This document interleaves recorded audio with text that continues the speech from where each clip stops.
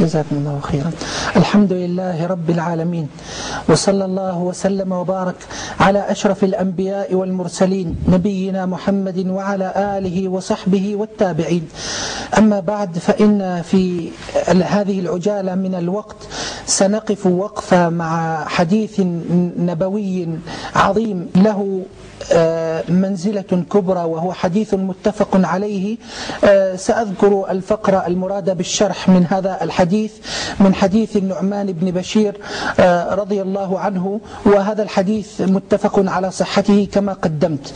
هذا الحديث الذي سأقف معه هذه الوقفة لهذا اليوم أحب أن أقدم له بهذه المقدمة لهذا الحديث. نعم.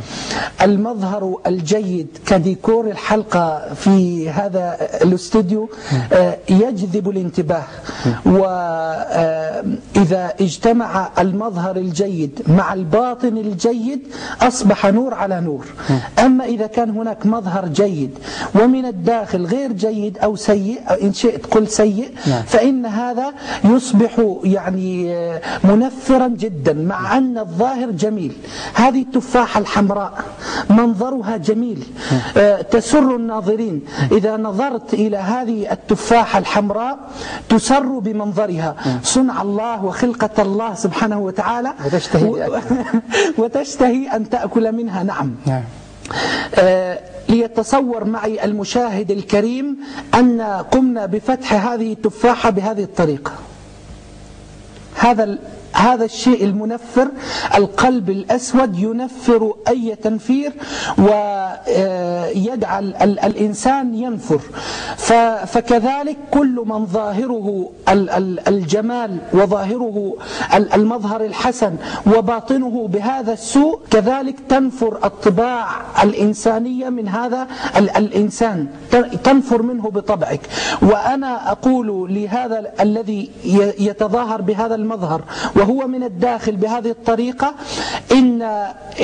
إنك لو وقفت مع نفسك هذه الوقفتين في عجالة. الوقفة الأولى أن الله جل وعلا مطلع عليك، يرى منك هذا،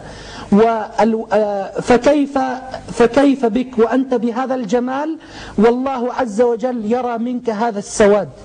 والوقفة الثانية كيف أنت تنفر من هذا وتعلم من نفسك، فأنت تعلم من نفسك ما لا يعلمه غيرك عنك، فكيف ترى أنت من نفسك هذا السواد ثم لا تحاول أن تجعله جميلا كهذا المنظر.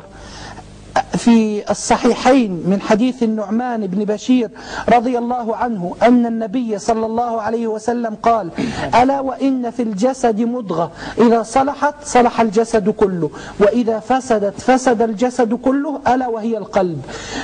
والحسن يقول: داوي قلبك فإن حاجة الله إلى العباد صلاح قلوبهم وأعمالهم. أكيد.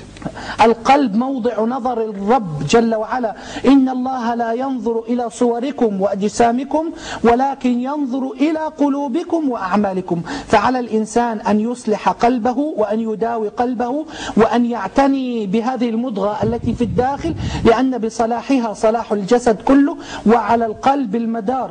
يقول إبراهيم عليه السلام نبي الرحمن خليل الرحمن نبي الله إبراهيم يتوجه إلى الله جل وعلا بالدعاء: ولا تخزني يوم يبعثون يوم لا ينفع مال ولا بنون إلا من أتى الله بقلب سليم. فلا ينفع عند الله إلا القلب السليم، سلامة القلب من الشرك والشك والنفاق وسوء الأخلاق. فيصبح القلب سليما ينفع صاحبه عند الله تبارك وتعالى، ويصبح كما الظاهر حسن يصبح الباطن حسن، فتصلح القلوب وتصلح النيات وتصلح الأعمال. فصف قلبك من التوجه لغير الله ومن الاستعانة بغير الله والتوكل على غير الله ورجاء غير الله، واقطع رجاءك عمن سوى الله واتجه إلى الله بكليتك.